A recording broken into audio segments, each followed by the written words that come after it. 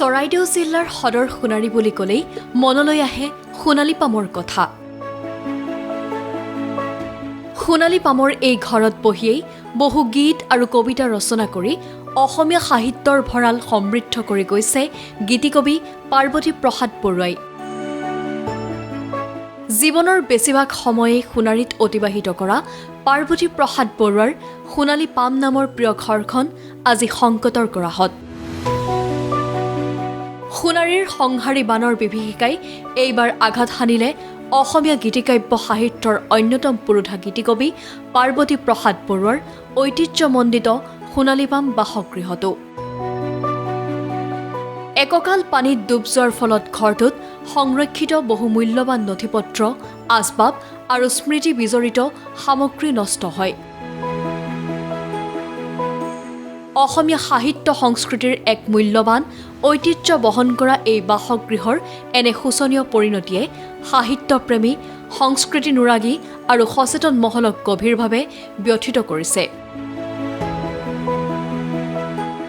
এই ঐতিহ্যমণ্ডিত বাসগৃহ সংৰক্ষণ আৰু ক্ষতিগ্ৰস্ত সামগ্ৰীসমূহ উদ্ধাৰৰ বাবে চৰকাৰৰ তাৎক্ষণিক পদক্ষেপৰ দাবী জনাইছে বিভিন্নজনে। সোণাৰীৰ পৰিচয় বুলি ক'লেই গীতিকবি পাৰ্বতী প্ৰসাদ বৰুৱা।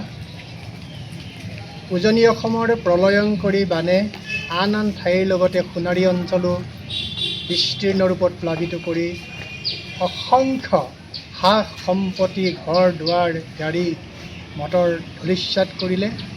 আৰু এই প্ৰলয়ংকৰী বানে আমাৰ মৰমৰ অতি শ্ৰদ্ধাৰ, যাক লৈ আমি অসমীয়া জাতিয়ে গৌৰৱ কৰোঁ, পাৰ্বতী প্ৰসাদ বৰুৱা, যাক আমি গীতিকবি বুলি কওঁ, এই গীতিকবি পাৰ্বতী প্ৰসাদ বৰুৱাৰ যি সোণালী পামৰ বাসগৃহটিও ধূলিসাৎ হৈ গ'ল।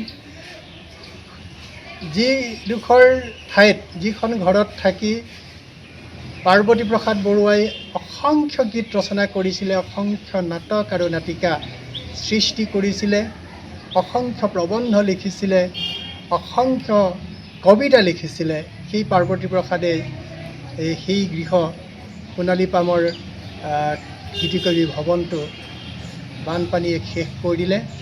গীতিকবি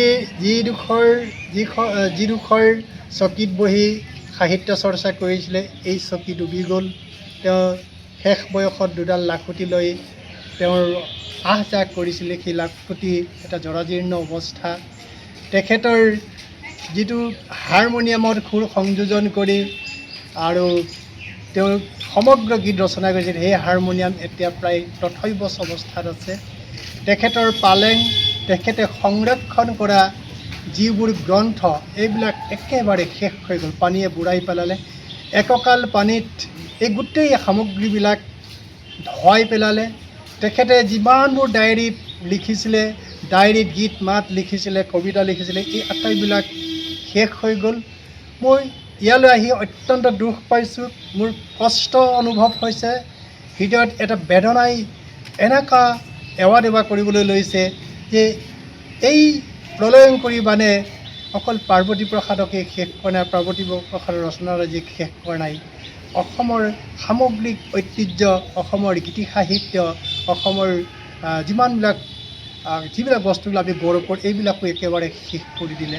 সেইকাৰণে মই অসম চৰকাৰক বিশেষভাৱে অনুৰোধ জনাব বিচাৰিছোঁ, আৰু অনুষ্ঠান প্ৰতিষ্ঠানকো মই বিভিন্ন অনুষ্ঠান প্ৰতিষ্ঠান, স্বেচ্ছাসেৱী অনুষ্ঠান, বিভিন্ন সংস্থা সংগঠনক অনুৰোধ জনাইছোঁ, বিশেষকৈ অসম চৰকাৰৰ মাননীয় মুখ্যমন্ত্ৰীক মই অনুৰোধ জনাইছোঁ, আপুনি এই সোণাৰীৰ ঐতিহ্য, অসমৰ ঐতিহ্য, অসমৰ সংস্কৃতিৰ পথাৰখন সাৰুৱা কৰা এই গীতিকবি পাৰ্বতী প্ৰসাদ বৰুৱাৰ সোণালী পামৰ এই গৃহটি, ঐতিহ্য গৃহটি সংৰক্ষণৰ ব্যৱস্থা কৰক। তাৰ কাৰণে মই অনুৰোধ জনাইছোঁ মাননীয় মুখ্যমন্ত্ৰী মহোদয়ক যে আপুনি নিশ্চয় এই গৃহটি সংৰক্ষণ কৰিবলৈ নিশ্চয় সক্ষম হ'ব।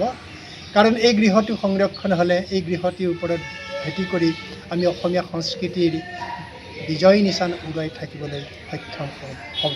মই আজিৰ এই এটা অনুৰোধ জনাইছোঁ মাননীয় অসম চৰকাৰৰ, অসমৰ মুখ্যমন্ত্ৰী ডক্টৰ হিমন্ত বিশ্ব শৰ্মা ডাঙৰীয়া, যে সোণালী পামৰ গীতিকবিৰ এই ভৱনটি সংৰক্ষণৰ ব্যৱস্থা কৰি দিয়ক।